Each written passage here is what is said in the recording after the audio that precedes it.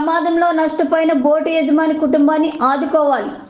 ప్రమాదవశాత్తు సముద్రంలో కొట్టుకుపోయిన మరబోటు యజమాని కుటుంబాన్ని, కళాశాలను రాష్ట్ర ప్రభుత్వం ఆదుకోవాలంటూ తెలుగుదేశం రాష్ట్ర పార్టీ కార్యదర్శి గంటా నూకరాజు విజ్ఞప్తి చేశారు.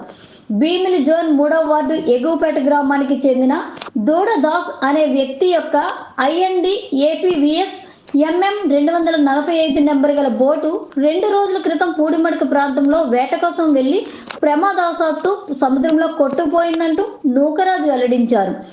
వేటకు వెళ్లే సమయానికి డ్రైవర్ గరికిన అప్పారావుతో కలిపి 7గురు కళాశాలలో గరికిన కొండబాబు, వాసుపల్లి ఎల్లాజీ, గరికిన ఎల్లాజీ, పుక్కల నల్లయ్య, వాసుపల్లి నూకరాజు, గరికిన నూకన్న ఉన్నారని తెలియజేశారు.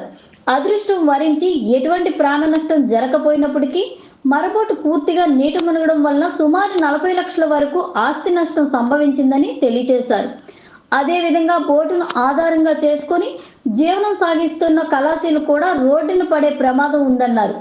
దయచేసి బోటు యజమాని కుటుంబాన్ని, కళాశాలను ఆర్థికంగా ఆదుకోవడంలో మత్స్యశాఖ జాయింట్ డైరెక్టర్ చొరవ చూపాలని, అదేవిధంగా భీమిలి శాసనసభ్యులు గంటా శ్రీనివాసరావు, మత్స్యశాఖ మంత్రి కింజరపు అచ్చెన్నాయుడు, దక్షిణం నియోజకవర్గం ఎమ్మెల్యే వంశీకృష్ణ యాదవ్, ముఖ్యమంత్రి నారా చంద్రబాబు నాయుడు దృష్టికి తీసుకొని వెళ్లి న్యాయం చేసే విధంగా చేయాలని గంటా నూకరాజు విజ్ఞప్తి చేశారు.